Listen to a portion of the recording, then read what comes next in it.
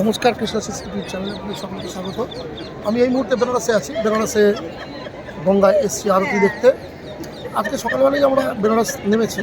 আমরা বেনারসে নেমে দুপুরবেলা হোটেলে খাওয়া দাওয়া করে আমরা এখন বিকেলবেলা এসছি দশাশ্বমেধ ঘাটে আরতি দেখতে।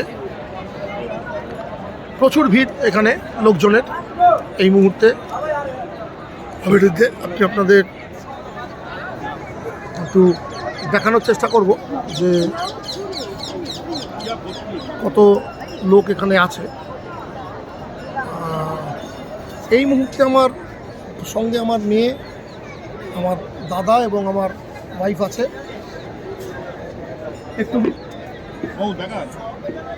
ওয়াইফ আছে, আমার দাদা আছে এবং আমার মেয়ে আছে। সবাই আমরা ওয়েট করছি গঙ্গা আরতি দেখার জন্য।